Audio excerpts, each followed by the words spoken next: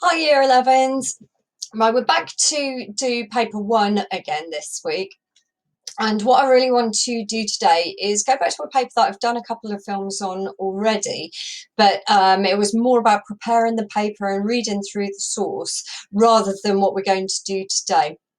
And today we're going to look really, really closely at question two, analysing the language. And I'm going to give you some teacher and examiner tips on answering question two. What I really want to look at for question two is how to pick out the best quotations to analyse to get your answer to the top of level two to ensure that you get a 4. A GCSE grade 4, and how to get those higher levels of 3 and 4 on the mark scheme, which are going to give you access like to the top marks, GCSE level 5 and above. So that's what we're going to be looking at today. So the paper that we are back to is an AQA GCSE English language paper 1. It's the one from November 2018, so the old resit paper. And I'll put the links into my previous 2 videos. So if you haven't had a chance to read through the source and you want to read through the source and listen to me reading it rather than reading it yourself, if you're feeling a bit lazy, then you can do that. If not, and you want to work along with me today, as normal, I put the link into AQA's resources page, and you can freely download the answer booklet and the insert for this one from the AQA website. Okay, so without further ado, here's the source. And we're going to have a brief recap of question 1 before we move on to question 2. But what you'll see on this paper is that I have spent a little minute annotating the paper, and I've marked up lines 1 to 9, which are the lines that question 1 is based on. So lines 1 to 9 there. And I've also just sidebarred here line 16 to 26, which question 2 is based on. Although for question 2, they very kindly tell you, not there, they very kindly reprint it out for you, line 16 to 26, and no excuse there for getting it wrong, but it's always worth double sidebarring it there just in case. So just to remind you really, really quickly before we move on of our exam technique for question 1, it is simply about information retrieval. The only lines we're looking at are lines 1 to 4, just to return to the source. We are not including any of this because that's lines like 0 to 0 is the blurb in the box. We're just looking at these lines here, and the focus is list 4 things about this jungle from this part of the source. So it's 4 things about the jungle from lines 1 to 9. And my first tip for success in question 1 is don't list 4, list 5. Always do 1 for luck. So let's have a look. Have I talked about using the correct lines? Yes, I have. Have I suggested to you that you write down 5 things and you do 1 for luck? Yes, I have. Have I suggested yet that you start each statement with this jungle or it is? No, I haven't, but that's a really good examiner's tip for this one. So normally for question 1, there's normally a choice between about 12 and 15 things that you can write down actually, so there should be plenty of things. And the other clue that I haven't written down here is just be obvious. Don't try to use any inference or deduction on this one, just be obvious. So let's have a look straight away. The jungle was high, 1 mark. The jungle was broad, 1 mark. Sounds like music filled the sky, that's 1 mark. Here though it says flying tents filled the sky. That you'd get that for 1 mark even if you didn't really know what it meant. So it'd be things like flying tents filled the sky, or if you put pterodactyls were soaring in the sky, that's also fine. Right, none of that is relevant. So some people, when they're answering this, put the jungle has tiger, wild boar, buffalo and elephants in it, but that's not true. That's what Eccles is thinking about, what he hunted previously. So if you put any of that down, you're not going to get a mark, and that's why it's useful to do the 1 for luck. Okay. Travis raised his hand ahead in the mist. There he is. So if you put down the jungle is misty, that's a tick because the Tyrannosaurus is coming out of the mist. The jungle was wide. Okay, that's really similar to the jungle was broad, but you know, it's a different word for it, and that's fine. The jungle is full of twitterings, is 1 mark. The jungle is full of rustlings, that's 1 mark. The jungle is full of murmurs, 1 mark. The jungle is full of sighs, 1 mark. Okay, so as you can see, it's potentially, I didn't count, there's about 12 things there that you could probably say about the jungle. And like I said, always do the 1 for luck. Sometimes my smartest students get 1 wrong, so don't forget the 1 for luck. That's it. So if you've printed off your paper, you can quickly write down your 5 things now. And the other thing for this question, remember, I always say a minute mark. There's 4 minutes for this question, and I think that you probably only need about 2 minutes. So straight off, you should be saving yourself 2 minutes on this question. Now let's have a look at question 2, because that's what we're focusing on today. So here is the extract reprinted inside the answer booklet for you, so really no excuse to wander into the wrong lines, even though even in some of the other lines there's some really good things that you can say about the T-Rex, but we've been told we stick to these, don't get any marks if you wander off it. And what we're going to try and do are 3 P's paragraphs, okay, approximately 3 P's paragraphs. It's worth 8 marks. That means we've got 8 minutes to write our 3 paragraphs, so not very long at all. Let's have a quick read through, thinking to ourselves, how does the writer use language here to describe the Tyrannosaurus Rex? It came on great oiled, resilient, striding legs.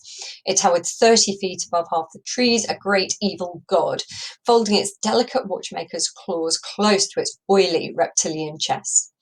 Each lower leg was a piston, 1,000 pounds of white bone sunk in thick ropes of muscle sheathed over a gleam of pebbled skin like the armour of a terrible warrior. Each thigh was a ton of meat, ivory and steel mesh, and from the great breathing cage of the upper body, those 2 delicate arms dangled out front, arms with hands which might pick up and examine men like toys while the snake neck coiled. And the head itself, a ton of sculptured stone, lifted easily upon the sky, its mouth gaped, exposing offensive teeth like daggers. Its eyes rolled, ostrich eyes, empty of all expression save hunger. It closed its mouth in a death grin. It ran, its pelvic bones crushing aside trees and bushes, its taloned feet clawing damp earth, leaving prints 6 inches deep wherever it settled its weight.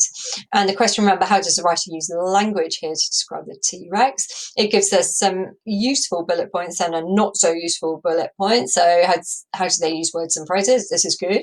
Language features and techniques, we love this one too. Sentence forms, not so much. Sentence forms aren't really useful things to write about, I don't think. So just to remind you the general technique of how to do the point, evidence and analyse. You're going to make your points and put the quotation into context, maybe drop in some terminology as well. So the writer uses a simile, the writer uses adjectives, something like that. Okay, so what's going on? Refer back to the question. So Bradbury uses language to describe the T-Rex when he writes. There we go. So that's your general thing. Now, what I want to talk about now, though, is the mark scheme. And if you have a look here, the mark scheme actually goes the other way up to this. It starts at the bottom of the mark scheme with level 1. And the key words on the language mark scheme, and this is the same for question 2, 3, 4, and even the creative writing question 5. And then these words are also used for paper 2 as well. The lowest level's simple and limited. The next one up is some, attempt. The third one up is clear, explanation, and the top one is detailed and perceptive. And what changes on the mark scheme is what they happen to be looking for. So it could be simple and limited writing about language, or simple and limited comparison of ideas. It could be in paper 2, for example. Or for question 3, it could be for level 2, some attempt to write about structure. whereas level 3 for question 3 could be clear explanation of the effects of structure. And so it goes. So those are the key words, whether you're doing your reading or your writing: simple, some, clear, and detailed. So what do these very, very roughly kind of mean in GCSE terms? So if you're down in level 1, that means you're only likely to come out with a grade 1 or 2. Okay, so if you're simple or limited, you might get your GCSE, but not what we call a pass, like a level 2 qualification. Level 2 is quite a dangerous place to be in a way, because if you're consistently at the bottom of level 2 on the mark scheme, you're going to come out overall with a GCSE grade 3, which again is a level 1 qualification, not a level 2 that you need to get into colleges and so on. So if you are cruising in level 2, you certainly need to be at the top of level 2 consistently. What that means is you're getting half marks, so you're getting 50% almost all the way through. You can slip once or twice, just a little bit, and you'll come out with your 4. But really, what everyone who wants to get a pass should be aiming for is at least the bottom of level 3. So this is where we get into clear explanation. And this is where all the grades kind of mashed together, because level 3, from the bottom to the top of level 3, although it's worth as many marks as the other levels, the same range of marks, it covers 5, 6, and 7. And to be quite honest with you, if you get the top of level 3 for absolutely everything that you do, you're that consistent, you probably come out with an 8 anyway. Similarly, like if you get the top of level 2 in everything, you might, one year, you might sneak into a 5 on that too. So it's about consistency, this exam. Anyway, but let's bear these words in mind, and let's have a look at what those words actually mean in practice. So I'm looking back at the choice and I'm thinking to myself, what I am is maybe I'm the kind of student, and I'm just going to go for like the easiest quotations. I'm thinking to myself, I just want an easy life on this one, and I'm just going to pick out 4 quotations I can quickly say something about. And I picked out these quotations. It came on great oiled, resilient striding legs. And I'm great, yeah, that's a list, and there's some adjectives in that list, so I know the terminology as well. Let's have a look at this one. It towered 30 feet above half the trees. So if I've kind of got my paper 2 head on, I might say that use of facts and figures, they're 30 feet. Or if I've got my creative head on, hopefully, there's a really nice, powerful verb going on in there. So I've got my terminology and I've got a quotation. Just down here, the lower leg was a piston. I'm feeling really smug today. It's a metaphor. I've spotted it. The lower leg was a piston.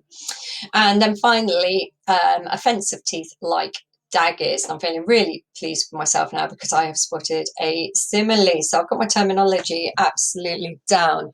And I'm going to show you why, though, unfortunately, these are more level 1 and 2 quotations, because I'm going to think about what you can actually do with those quotations. And the answer is, I would argue, not a lot. And that's a little bit worrying, a little bit dangerous, because you're under time pressure and you're just choosing the ones that you can quickly kind of label up.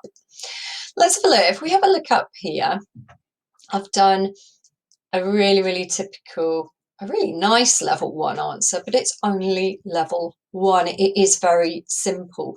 And if you look at it and you try and remember back to when you were in year 7 and you were, or maybe even year 6, and you were learning PEE or PEA for the very, very first time, and you wrote something like these, which I'll read out to you in a sec, and your teacher would be so pleased with you. But what your teacher was doing in year 6 or year 7 when you were learning your PEEs was they were trying to get you used to it, so that over the next 4 years you will build on your skills and do something amazing at GCSE when you understand the structure. Now when you get to GCSE, you're still writing like an 11 or a 12-year-old, then you're not going to get really good grades. Okay, so let's have a look at what this level 1 student did. They use a PEA beautifully. Well, it was me, not an 11-year-old, but you know what I mean. The writer uses a list to describe the T-Rex. Great, oiled, resilient, striding legs. This shows the dinosaur is fast. Okay, it's not wrong, is it? They're not wrong, but can you see why that's a simple explanation? It's really simple. I go on. The writer uses a verb to describe the T-Rex. It towered 30 feet above half the trees. This shows it is tall. You're beginning to get what I'm on about. Yeah, it's really, really simple. Really simple. Now, you might look at the mark scheme and think, yeah, but they're making some attempt, which is true. It's not a very good attempt. It's simple, isn't it? They are trying, but it's simple and it doesn't get past it. So get that into your head, because sometimes you might look at the mark scheme and think this is an attempt. It's really simple. Quite well done, but simple. The writer uses a good word to describe the T-Rex. Each lower leg was a piston. This shows it's like a machine. Okay, so I've remembered that maybe from history or something. And I said, like piston means it's a machine. And then finally, the writer uses a simile to describe the T-Rex, a fence of teeth like daggers. This shows the dinosaur's teeth are sharp.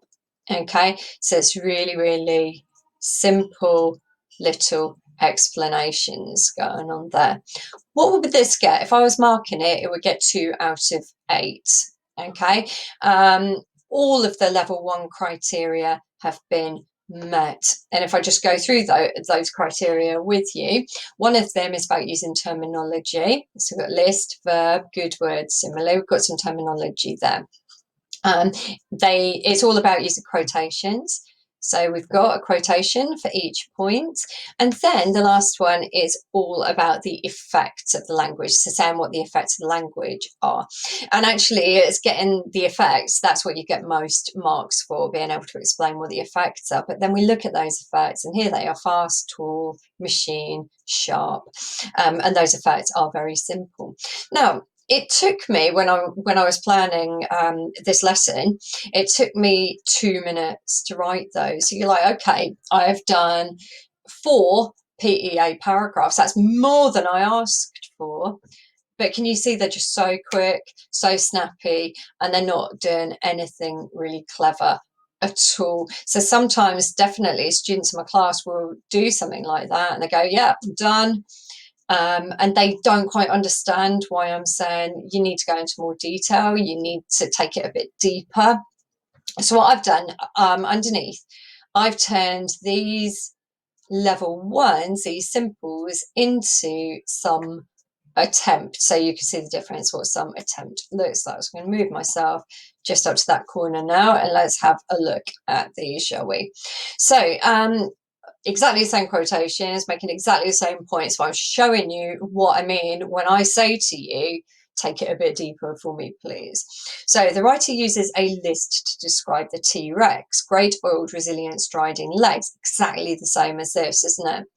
The adjective striding shows a dinosaur is fast as it takes large steps. So I've explained what striding means there. So you can see straight away that's more of an attempt than this guy is making. The adjective resilient shows how it never stops. It just keeps on coming. And the other adjective, oiled, reveals how smoothly it must move.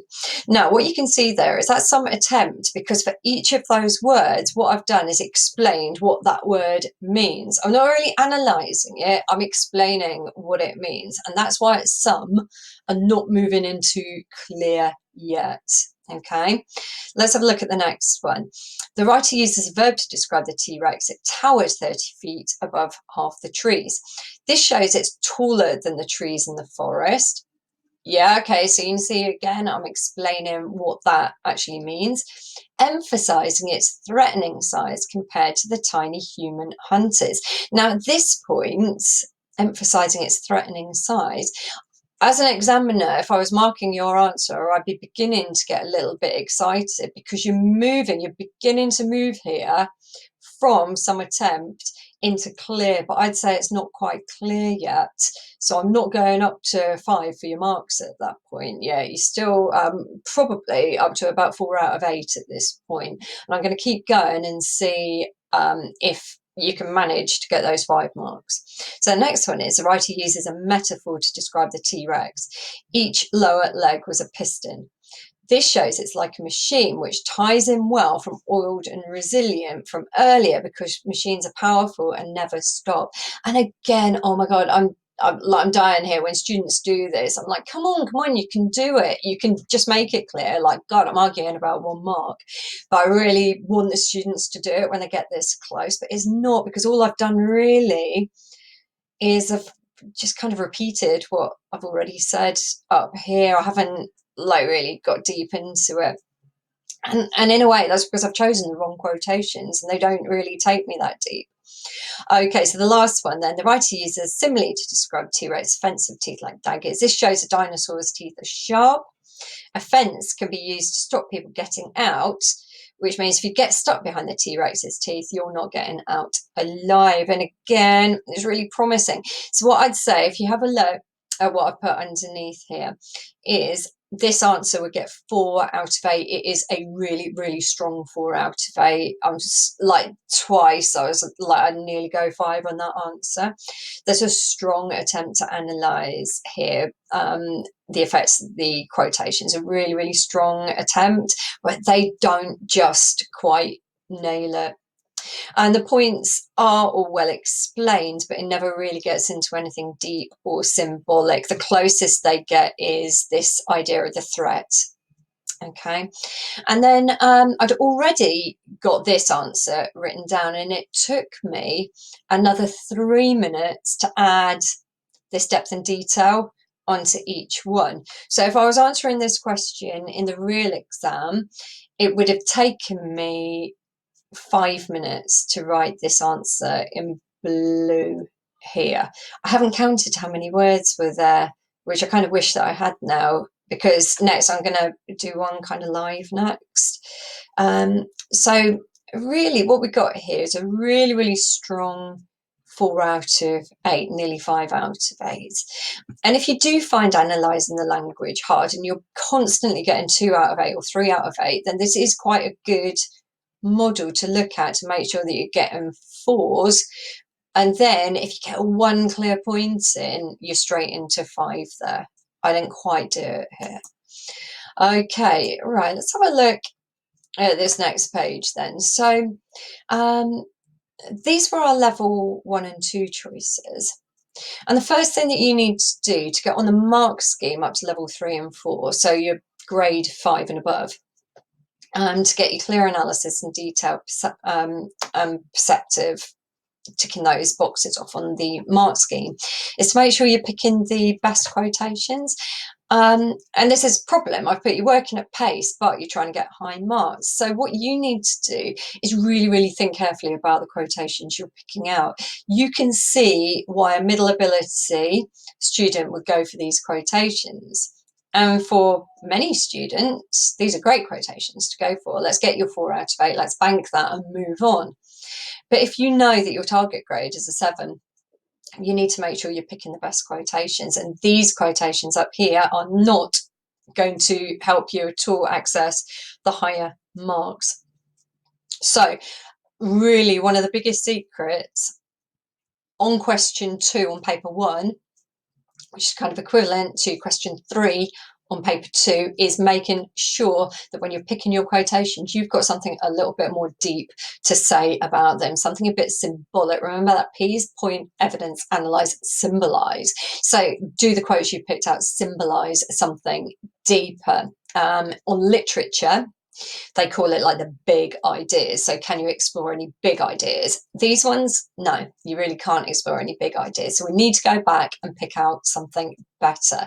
So here's your top tip.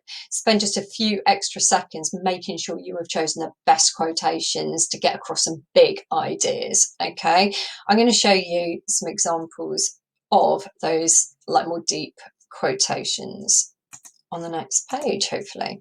Here we go. So these are the ones that I've picked out. A great evil god. So the T-Rex is described as a great evil god. And straight away, as soon as we get into any ideas about heaven and hell or God, you can talk about symbolism. Okay, and the word evil and devil, good and evil, and things like that. Okay, here's something quite subtle. Almost everything in this extract is about how big and huge and powerful the dinosaur is. However, a couple of things show that it's not just big and powerful, it's also skillful. It's got delicate watchmaker's claws, and this point really links to this other quotation down here, hands which might pick up and examine men like toys. So another thing that you might want to do if you're aiming for those higher marks is see if you can see patterns which you can trace through. So this metaphor here really links to this exclamation, description. We're talking about just here's this description, explanation just here. And then the head itself, a ton of sculptured stone. So sculptured there is kind of acting like an adjective, but also it's almost acting like a verb, and we don't know who sculpted it, and that could be linking back to this idea of the great evil God.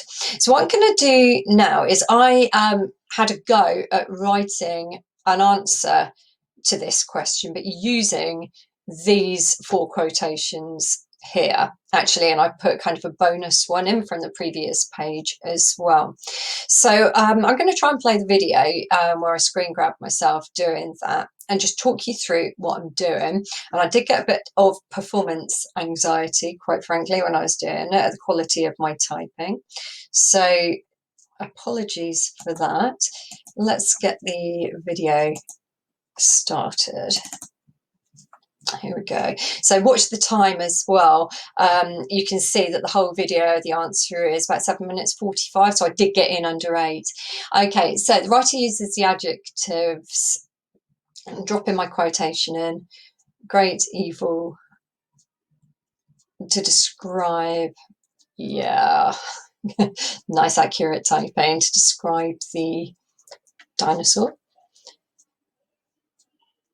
as a god. The adjectives convey not only the creature's size, but also his power. And I'm going to go back and change that now, because actually it's only one adjective that I'm talking about there. And like, obviously I'm typing and it's not going to look so messy, and you might be worried about doing that on your exam paper when you're writing by hand. But like when I'm examining, I see hundreds and hundreds of these coming past me all the time. I really love to see you like making corrections and making it better and kind of making your answer crafted, because then I'm feeling quite confident that you are doing that whole crafting thing and you're not just bunging down the first thing that gets in your head.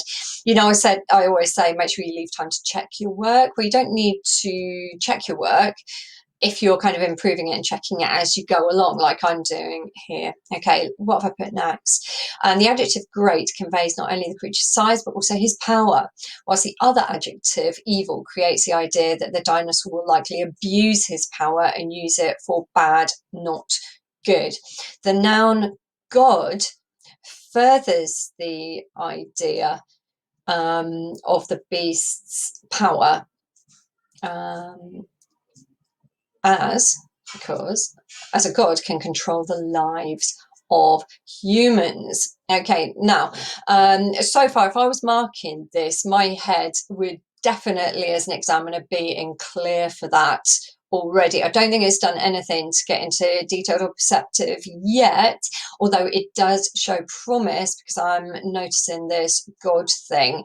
And this is potentially is getting a little bit perceptive. A god can control the lives of humans.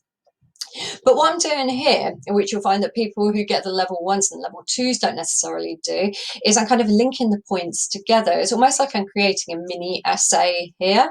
So I'm carrying on the point, but I'm carrying on the same point with a different quotation. So I've gone, indeed, the metaphor to describe the creature's hands as delicate watchmaker's claws reveal that although the creature is huge and powerful, it also has control. So I haven't dropped in a quote to say it's huge and powerful because I'm linking it back to this idea of great, where I talked about the creature's size. So I don't need to say that again and find another quotation to prove it, really. And now I'm going to talk about this metaphor a little bit. A watchmaker can use his skilled hands to work with the miniature pieces of a watch. So the dinosaur here can easily and skillfully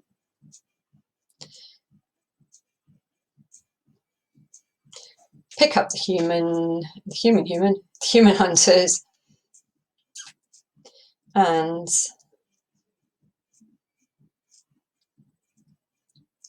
torture them as he pleases. Yeah, saying either torture them or crush them or pop them in his mouth like a cheeky snack. I haven't got time to write all those things down, so I just went for torture. Now, lots of my students at school, like when I'm doing a model answer, say on the board, like as part of the lesson, they're like, yeah, but you're typing and you can type really fast. When you see my typing's actually rubbish here, I can handwrite a lot faster than I can type. And actually, when I'm handwriting, I'm a lot more fluent in my expression. I don't know why. I'm just an old-fashioned kind of gal. When I've got my ink pen in my hand, I can just write with a flourish. And I'm much, much faster and much more fluent when I'm doing that. So the fact that I can do this in 8 minutes, which, I mean, you're looking at it, it doesn't look really, really fast, I don't think. It's a case of being able to kind of use your head to organise your thoughts. And you see, I do get stuck at the end of one of my paragraphs as well. Okay, where do we get to reading through? The dinosaur here can easily and skillfully pick up the human hunters, torture them as pleases with, and I've linked onto the next quotation, and jumped across the extract, which will really impress my examiner, hands which might pick up and examine men like toys. Okay, so you can see what I'm doing there is saving some time, saving some words by embedding the quotation. So it sounds like my own words. It kind of carries on my point, but now I can go back and zoom in a little bit. Okay, so I put the dinosaur could easily just pop the men into his mouth where they might never escape from his, there's my bonus quote, from his fence of teeth. So you can see, like the previous student who got some attempts, made a whole PEA about the fence of teeth, whereas I just kind of pop it in as a bonus bit of throwaway analysis. I'm not really going to pick up any extra marks for that, but it just rounds up the point really nicely, I think. Okay, so as an examiner now, I'm still thinking that this student's going to be getting at least 5 out of 8, but because I've made 2 clear points, probably I'm thinking 6 out of 8. I'm going to see what they do with the last paragraph, what I do with the last paragraph, to see if it's going to be worth getting into the top band. So finally, the writer describes the T-Rex's head to be a ton of sculptured stone. This first conveys again the size and weight of the dinosaur's head. A ton would create a massive force in the jaw to crush those toy-like hunters. That should really be hyphenated there, but I didn't have time now. I know that I'm getting towards the end of my 8 minutes, so I'm not going to go back and correct that. I might get a chance at the end of the exam when I'm going through it all. However, the stone is sculptured, which shows that it has been crafted.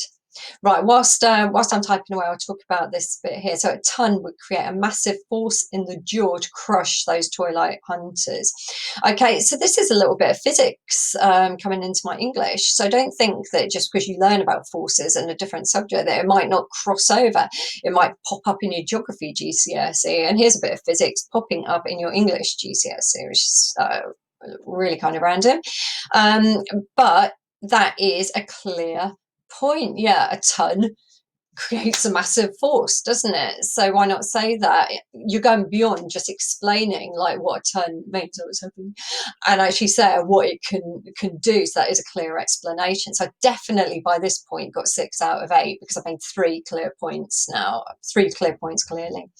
Okay, so the stone is sculptured, which shows that it has been crafted to both beauty and precision. That should really say for beauty and precision, but again, I'm racing against the clock. The examiners won't judge you harshly for making a little tiny mistake like that. Here, the writer links back to the idea of a god, but this time the creature is the God's making, the ultimate killing machine that has evolved to perfection. So what I've done with this God thing, I started this whole God thing at the beginning, and you can kind of track that God thing through here, and the delicate watchmakers, the skill and the control again, and I come back to the God thing here. So what the examiners would be saying is I've made a really detailed point, because I'm like a dog with a bone, or a dinosaur with some hunters. I'm like a dog with a bone, and I haven't dropped this idea of the God. I'm going to argue that I haven't nailed that point by any stretch of the imagination. I haven't nailed it, so I'm not going to get 8 out of 8 for this answer, sadly, but I've done a really detailed answer, and just towards the end there, it's beginning to get perceptive, but I never really expressed myself. Look, I'm a teacher. I got a first class mark in my English literature degree. And I do stuff like this every day for a living, like modelling answers, and I can't get an 8 out of 8. It really is like clever students who get those kind of marks. So I'll probably edit that out. So if it jumps, it's because I've been editing. Okay, so there's my completed answer. I've kind of talked through that with you, and you'll see I did manage to do that in under 8 minutes. So it can be done.